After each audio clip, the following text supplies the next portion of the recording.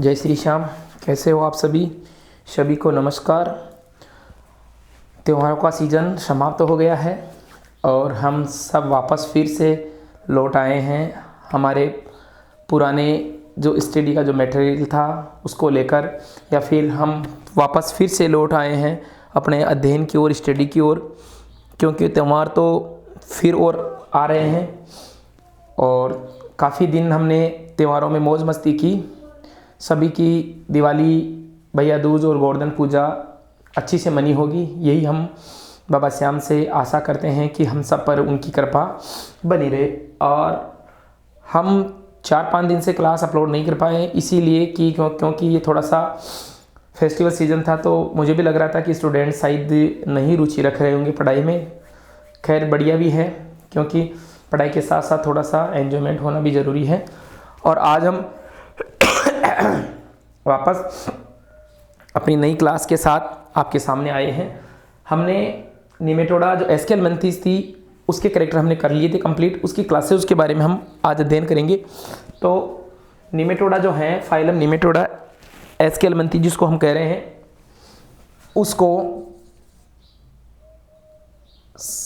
2 वर्गों में डिफाइन किया गया है, 2 वर्गों में विभाजित किया गया है। एक बात और बताना मैं भूल गया कि संघ निमेटोडा जो एसक्यूएल मेंथिस के जो प्राणी हैं, इस संघ के प्राणियों में जब लार्वा अवस्था बनती है तो लार्वा अवस्था से वयस्क बनते समय कोशिकाओं की संख्या निश्चित होती है। सेल्स की जो संख्या है, मतलब जब लार्वा फॉर्म होती है और लार्वा से जब वयस्क बनता है तो वयस्क बनते समय सेल्स की संख्या फिक्स होती है और ये अवस्था बेटा यूटेली कहलाती है। इस स्थिति को यूटेली कहते हैं। संघ निमेटोडा के जंतुओं में लार्वा अवस्था से वयस्क अवस्था बनते समय कोशिकाओं की संख्या एक फिक्स होती है, फिक्स लिमिट संख्या होती है, और वो स्थिति क्या कहलाती है? यूटेली कहलाती है। कई बार ये क्वेश्चन एग्जाम में देखने को मिलता है। ठीक है, तो निमेटोडा जो संघ थे, एसक्यूएल मेंथिस जो संघ था, उसको 2 क्लासों में डिफाइन किया गया है। किसके आधार पर? बेसिस ऑफ क्लासिफिकेशन, मतलब संवेदी। हमने बात की थी इस संघ के जो प्राणी हैं उनमें सेंसरी ऑर्गन पाया जाता है, संवेदी अंग पाया जाता है, जिसको बोलते हैं फेसमिड। तो कई प्राणी तो ऐसे थे जिनमें फेसमिड उपस्थित था, संवेदी अंग, और कई प्राणी ऐसे थे जिनमें फेसमिड अनुपस्थित था। तो फेसमिड जो सेंसरी ऑर्गन है उसकी प्रेजेंसी और एब्सेंसी के आधार पर फाइलम निमेटोडा या फाइलम एसक्यूएल मेंथिस की 2 क्लासेस। ओके, फर्स्ट क्लासेस की बात करें तो एफेसमिडा, एडेनोफोरा, और दूसरी क्लास की बात करें तो फेसमिडा। ठीक है ना, मतलब सेंसरी ऑर्गन उपस्थित है तो वो फेसमिडा के, फेसमिड उपस्थित है तो फेसमिडा कहलाई, और जिनमें फेसमिड एब्सेंट है तो वो एफेसमिडा कहलाई। अब देखिए एफेसमिडा जिनमें संवेदी अंग एब्सेंट है, 2 क्लासों में सबसे फर्स्ट क्लास एफेसमिडा, एडेनोफोरा। ठीक है ना, पहली बात संवेदी अंग फेसमिड अनुपस्थित, एफेसमिडा है तो सेंसरी ऑर्गन इनमें नहीं देखने को मिलेगा। दूसरी बात, एम्पिड नामक अगर संवेदी अंग बड़े, मतलब जो एम्पिड नामक जो अगर संवेदी अंग होंगे उनका साइज क्या होगा? बड़ा होगा। उत्सर्जी तंत्र पाया जाएगा, उत्सर्जी नाल अनुपस्थित होगी, और अगर होगी भी वो तो अल्प विकसित होगी, अनडेवलपमेंट होगी। नरों में पुच्छीय पंख पाए जाएंगे, कैजुअल एलाई पाई जाएगी, वो कैजुअल एलाई अनुपस्थित होगी। स्वच्छ जलीय और समुद्र जलीय मुक्त जीवी प्राणी होंगी। मतलब क्लास एफेसमिडा के जो प्राणी हैं वो स्वच्छ जल में भी देखने को मिलेंगे, समुद्री जल में देखने को मिलेंगे। और दूसरी बात, इनके हैबिटेट की बात करें तो ये कैसे होंगे बेटा? मुक्त जीवी होंगे। एग्जाम्पल की बात करें, विल्सोनीमा, क्रोमेडोरा, ड्राइक्यूरस और ड्राइकिनेला, और ये मैंने ट्राइकिनेला है ना, ट्राइकिनेला का ये एग्जाम्पल भी मैंने डायग्राम भी बना दिया। ट्राइकिनेला में ये फीमेल है और ये मेल है। हमने बात करी थी फीमेल जो एसक्यूएल मेंथिस के जो प्राणी है उनमें फीमेल बड़ी होती है, थोड़ी सी टेढ़ी होती है, और जो मेल होता है वो छोटा होता है और सीधा होता है। तो मैंने डायग्राम भी बना दिया। ठीक है, मतलब हमने जो बात की है फेसमिड जो सेंसरी ऑर्गन है उसकी प्रेजेंसी और एब्सेंसी के आधार पर इसकी 2 क्लासें हैं। तो एफेसमिडा में फेसमिड एब्सेंट होंगे, एम्पिड नामक अगर संवेदी अंग भी बड़े होंगे, उत्सर्जी अंग नाल अनुपस्थित या अल्पविकसित होंगे, और नर में पुच्छीय पंख इनमें अनुपस्थित होंगे। ठीक है, ये तो बात हो गई अपनी किसकी, और एग्जाम्पल इनमें हमने बना दिया।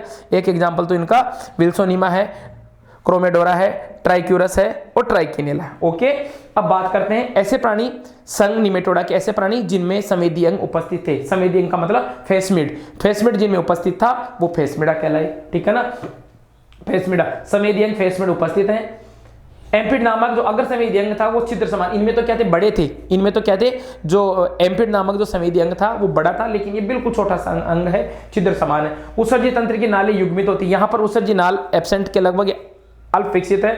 आवास की बात करें तो मुक्त जीवी प्राणी है ये भी, और मर्दा में या मर्दा के ऊपर मिट्टी में इनका आवास है, जबकि इनका जो आवास है, इनका जो हैबिटेट है वो स्वच्छ जलीय और समुद्री जलीय। ओके, कुछ सदस्य फेसमेडा के जो कुछ मेंबर हैं वो पादपों पर, जीवित कोशिकाओं पर, कीटों पर या स्थलीय जो कशेरुक है उन पर परजीवी के रूप में पाए जाते हैं। जैसे एस्केरिस की बात करें तो एस्केरिस किस में आएगा बेटा, फेसमेडा में, ठीक है, ये आएगा ना, देखो एस्केरिस है, ड्रेकनकुलस है, वुचेरिया है, ये सारे के सारे एक प्रकार के फेसमेडा, अर्थात इनमें संवेदी अंग फेसमेड पाया जाएगा। हमने एस्केरिस का हमने जब इसका जब हमने क्लासिफिकेशन बताया था, करेक्टर बताए थे निमेटोडा के एस्केलमेंथीज के, वहां पर भी हमने डायग्राम बना दिया था, यहाँ पर भी मैंने एस्केरिस का ड्रेकनकुलस का डायग्राम बना दिया। मेल और फीमेल में ये डिफरेंस है कि जो फीमेल है वो जो मेल है वो टेढ़ा होता है, वो सीधा बड़ी होती है, जबकि ये छोटा होता है, ठीक है।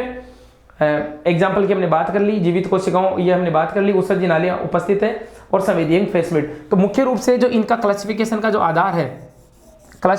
आधार है वो क्या है, फेसमेड की उपस्थिति और अनुपस्थिति। तो फेसमेड की उपस्थिति और अनुपस्थिति के आधार पर हमने संघ निमेटोडा या संघ एस्केलमेंथीज को 2 क्लासों में डिवाइड कर दिया। ओके, ये हमारी क्लास, हमने जो क्लासिफिकेशन है वो एस्केलमेंथीज तक पूरा कर लिया है। कल जो हम बात करेंगे या नेक्स्ट क्लास जो हमारी बात होगी वो संघ एनिलिडा के ऊपर होगी। मैं आपको बता देता हूं, हम क्लासिफिकेशन जो पढ़ रहे हैं अप टू क्लासेज, मतलब फाइलम और फाइलम के बाद में जो उनके वर्ग हैं वहां तक, हम इनका ऑर्डर, जीनस और स्पीसीज के बारे में अध्ययन नहीं कर रहे हैं, हम वर्गीकरण केवल वर्गों तक ही सीख रहे हैं। ओके, तो ये आज की क्लास अपनी कंप्लीट हुई है। और एक चीज़ के लिए थोड़ा सा समझ चाहता हूँ कि मैं दीपावली के ऊपर या दीपावली जो त्यौहार है उसके उपलक्ष्य पर मैंने कोई आपको बधाई नहीं दी, तो खैर कोई बात नहीं, दीपावली अगली साल भी आएगी, हम अगले साल भी रहेंगे, बधाइयाँ फिर दे देंगे।